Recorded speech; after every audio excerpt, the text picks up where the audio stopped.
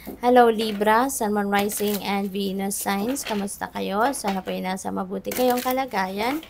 Welcome back po sa Star Tarot. At kung bago kayo rito, welcome din po kayo. Please subscribe, like, share my videos, and leave me a comment kung nakaresonate po kayo. Thank you.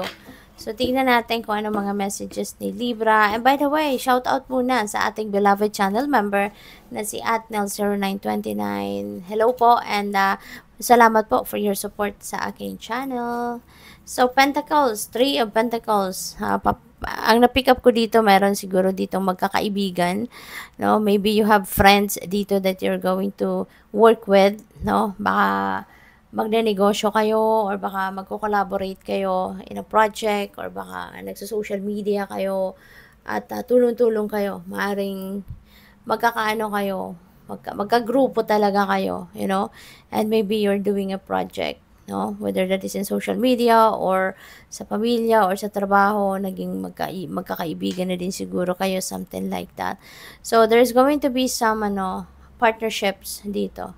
Baka, pwede lang sa negosyo, no? Baka magpuput up ang iba sa inyo dito ng business and you're going to partner with with your other friends, no? Pwedeng ganun.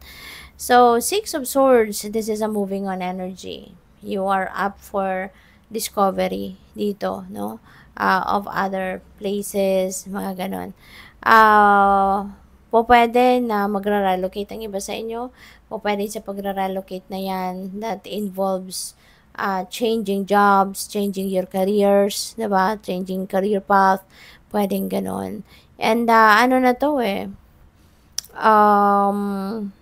matagal nyo na itong gustong gawin, pero ngayon nyo lang ito may isa sa katuparan na pag-move on na ito. You know? You are coming, you are coming out of a chaotic situation and you are heading towards more peaceful, na sitwasyon. So, depende yan. Pwedeng relationship, pwedeng pamilya, pwedeng trabaho, career, yung ganon, na toxic na para sa'yo, unhealthy na to para sa'yo, kaya wala ka ng ibang choice, kundi umalis para piliin mo yung ikakasaya mo, piliin mo yung kung ano magiging healthy na buhay para sa'yo. So, good luck. We have the world. Travel is definitely imminent for some of you talaga. Si the world kasi travel din ito. Si Six of Swords travel din ito. So, definitely, meron lakad kayo talaga.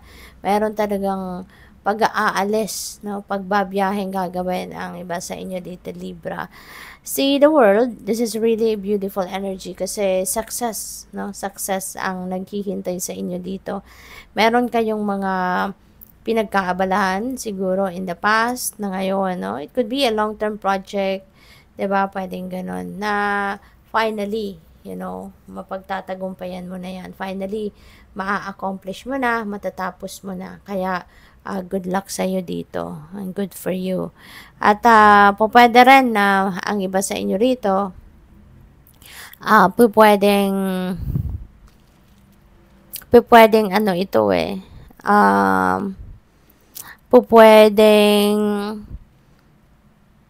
magpuput up kayo ng sariling business. May expansion ako na pipick up dito Baka mag-expand kayo. Pwedeng business yan. Pwedeng pag-aaral din, Maybe you are going somewhere. Magta-travel pa kayo. Baka sa ibang bansa kayo mag-aaral, Pwedeng ganun din. And definitely, you're going to start something new rito. Kasi, meron kayo mapagtatagumpayan. So, you're going to put an end to that. Kasi, it has come to its completion na. So, matatapos na yan. May sisimulan na naman kayong bago.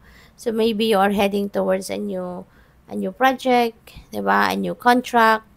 Pwedeng kung sa relationship din ito, baka you are leveling up your commitment. Diba? Baka magpapakasal ng iba sa inyo.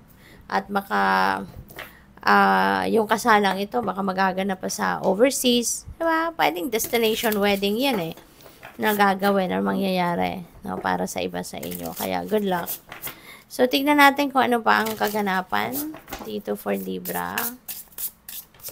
We have befriend the word polarize. Ayan. So, feeling ko dito, magagawa mo na rito kung ano yung mga, I mean, mailalabas mo na dito yung galing mo. Yung mga hidden talents mo, maaari ngayon magagawa mo na yan. At maaaring matutulungan ka, ng mga ka-collaborate mo, yung mga makaka-partner mo, makakatulong mo. Maybe they're going to be the ones that will inspire you or motivate you or will encourage you, na ilabas mo yung mga talento mo. So, what else? We have what do you really want? Okay? Ito yung maganda din na pag-isipan ninyo. If, para makapag-take action kayo ng tama. Diba? Kasi, let's say for example, meron kayong gusto kong gawin. Okay? May naisip akong gustong gawin. Pero anong resulta anong resulta nito na gusto mo? Na gusto mong gawin. Diba? Is it really what you want? Kasi mamaya, ngayon gusto mo lang gawin ang ganito.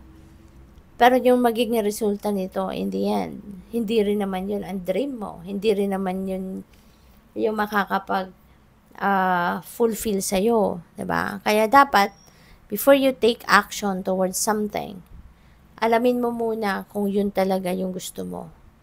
Is it what you really want to experience in your life at a certain period of time? Diba? In order for you to plant a specific kind of seed, di ba dapat alamin mo muna kung ano yung magiging bunga nito. Di ba? Kasi, kung hindi ka sigurado kung ano ang gusto mo, mahirap yon. Mahirap magsimula. Di ba? Kung hindi mo alam kung ano yung gusto mong mapuntahan. Kung hindi mo sigurado kung ano talaga yung gusto mong madatnan, sa end ng journey. So, choose who you are becoming. Maaaring related dito. Diba? Piliin mo. May ano ka ngayon pagkakataon. Diba? Na binibigay sa iyo ang universe. Na piliin mo talaga anong path ang dapat mong tahakin. Anong gusto mong maging. Pagdating ng panahon. At from there, mag-isip ka kung paano mo ito mararating. Mag-isip ka kung paano mo gagawin. So, good luck po. Thank you for watching. Love and light. Namaste.